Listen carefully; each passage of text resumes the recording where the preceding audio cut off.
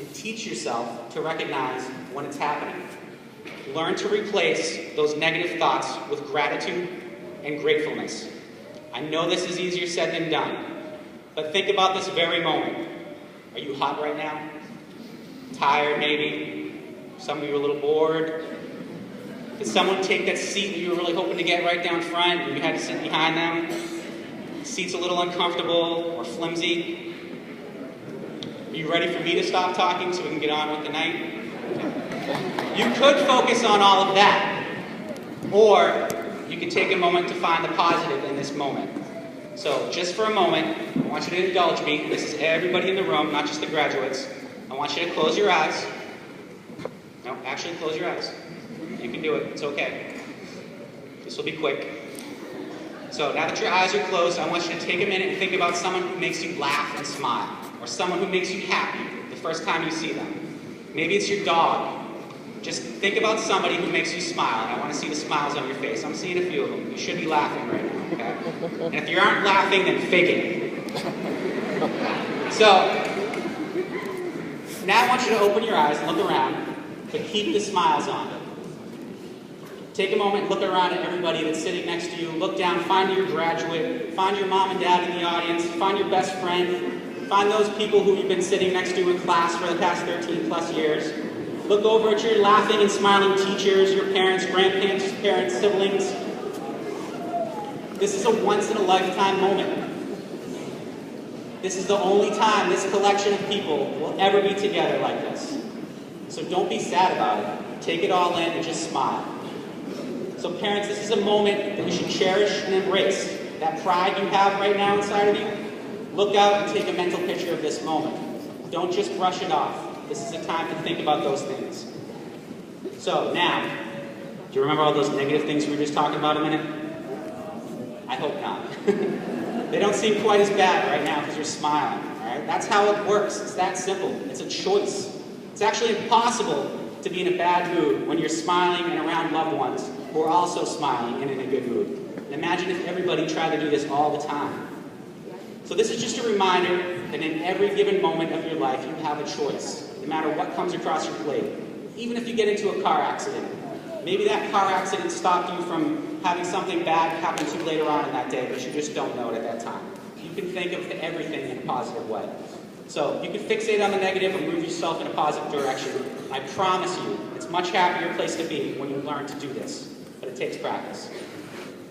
Graduates, as you go out to this next phase of your life, take some time to think about the people who you respected and the ones who inspired you when you were growing up. As you go forth, look for those type of people to surround yourself with, to interact with, and to learn from. As you join your new college or work communities, purposefully seek out the people who are going where you want to end up, not just the people who you're comfortable being around. Find ways to surround yourself with people who will influence and inspire you to be better than you are now. A recent longitudinal Harvard University study that spanned more than 75 years revealed that relationships are as important to overall health as diet and exercise. The study showed that the happiest people, after many years, again 75 years they've been doing the study, maintain close, intimate relationships with friends and family. It turns out that the so-called good life of wealth and fame that's often glorified through television, movies, social media, aren't really what make us happy at all. It's the relationships we have with the people in our lives. It's the people we love and making memories with those people that makes us happy, not our possessions or wealth. So keep this in mind as you make what will be many important decisions and life-changing decisions over the next few years of your life. Remember to make time to care for the relationships you have with the people who you love and respect and nurture those relationships. And constantly remind yourself to keep your focus on the positives in every situation. Before I finish tonight, I want to take a moment to thank two people who have been instrumental to NHS over the past few months. Mr. Bishop and Ms. McKinstry have been vital to helping NHS stay on track through some tumultuous events that could have derailed us this year. It's certainly not easy for either of them to come into the high school situation that we were dealt this year, but they both did so with professionalism, candor, and generosity. So I just want to give them a round of applause.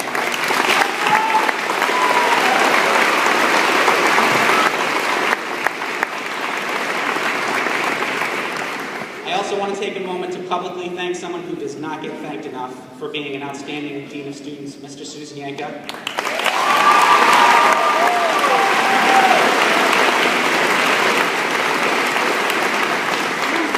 His amazing work ethic, strength of character, and dependability often goes unrecognized, but it never goes unnoticed. I want to publicly acknowledge him for his service to Northbridge High School through the years and also for being such a great friend.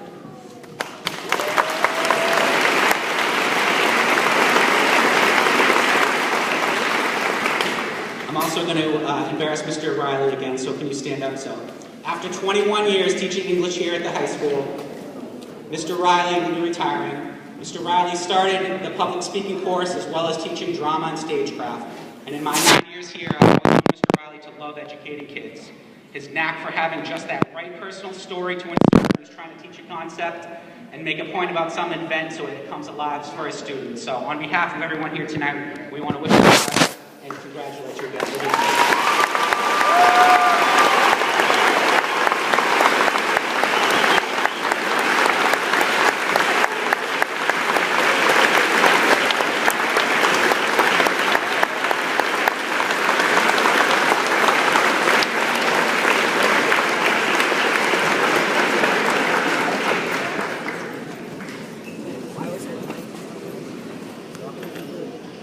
I know Connor already acknowledged him, but I want to take a second to acknowledge someone who else I know is very special to many of our graduating seniors tonight, who's also not with us. Devoted thousands of hours over the past 16 years making sure our student athletes got the best experience they could, so I just want to tell Mr. Richards that we're thanking you and thank him as well this night.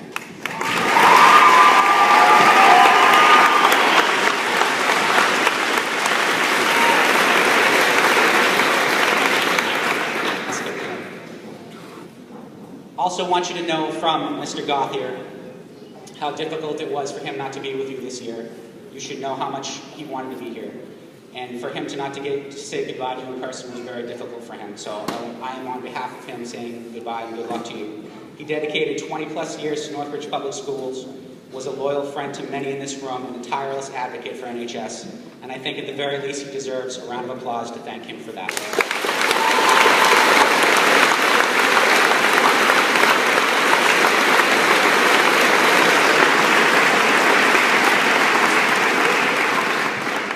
To the NH faculty, I can't thank you all enough for the support you've given me, for all you've taught me, and for your dedication to the students of NHS. I know that the traditions you have built through the years will be honored and kept alive. They're very important to keep and carry on.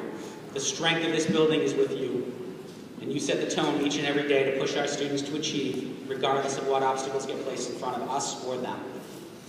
To the class of 2017, my wish for you is that you all find your life's purpose. That's not an easy goal. That you all have unequivocal support from your friends and families when you figure out what those aspirations are, and you have the courage to passionately pursue those dreams to the fullest. Thank you. At this time, I'll invite the class advisors to the podium and ask the class marshal to prepare the class to receive their diplomas.